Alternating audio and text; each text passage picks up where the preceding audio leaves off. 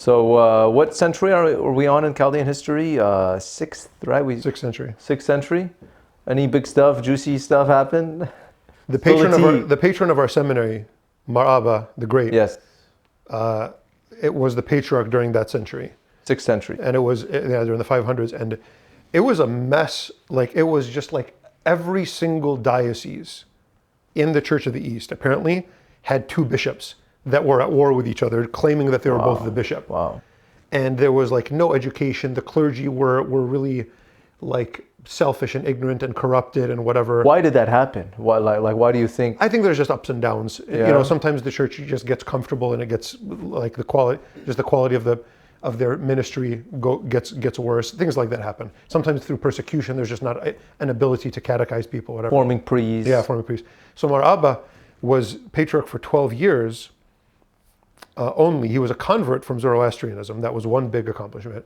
Which is what, by the way? Zoroastrianism was an ancient Persian religion that was there. It was sort of prevalent in Persia and the Middle East before Islam started. So we're about the century before Islam began. Worshipping fire and stuff? Yeah, fire, things like that. And so he was a convert. There's a kind of interesting story about him converting. Then he, became a priest and a monk, and then a priest and patriarch. While he was a monk, he went throughout the Greek world and collected manuscripts of great teachers.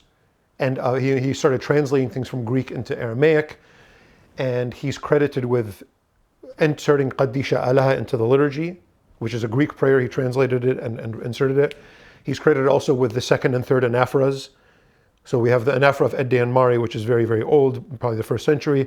And then there's the other 2, the 2nd and 3rd anaphoras, supposedly based on the works of Theodore of Mopsuestia and Nestorius, but probably Mar Abba just wrote them based on his reading of these Greek fathers, different Greek fathers. And during this time as patriarch, he visited each diocese. He did what I was saying would be annoying to do. He heard both sides of each bishop, one by one, diocese by diocese. Heard both sides, thought about it, made a decision. You're the bishop now.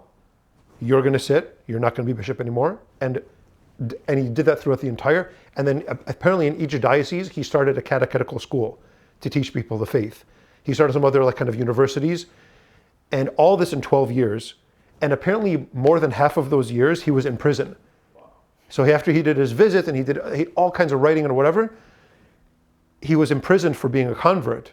And he did his work as patriarch by writing letters and stuff like that from prison. It's an amazing story. Yeah, that's why we have the icon of him, one hand with a chain, and then other hand he's writing letters. Or holding a book or something like that for what it looks like. Yeah. I think it's also cool.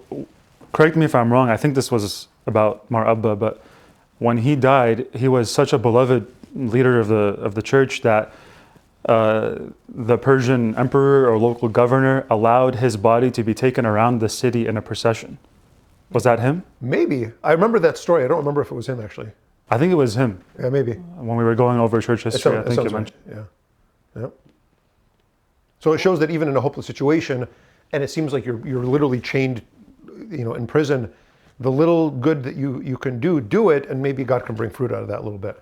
I think it's a beautiful, kind of inspiring thing. Did he die a martyr, by the way? No, I think he just died in prison. Do you know? I don't remember how he died exactly. You remember? I think he died in prison, no? I think so. He died in prison as the patriarch. Was it that he would travel all over, like India as well? Like, was that part of the Church of the East at the time? Oh, I don't know. Did he still deal with that stuff? Okay. I don't want to answer that either way. I'm not sure there were like that many dioceses in India that early on, but I'm not sure. I don't want to say either way. Pretty cool to have him as the patron of our seminary. Yeah, man. I had never heard of him before I joined the seminary. Then it's a really inspiring story. I really like it.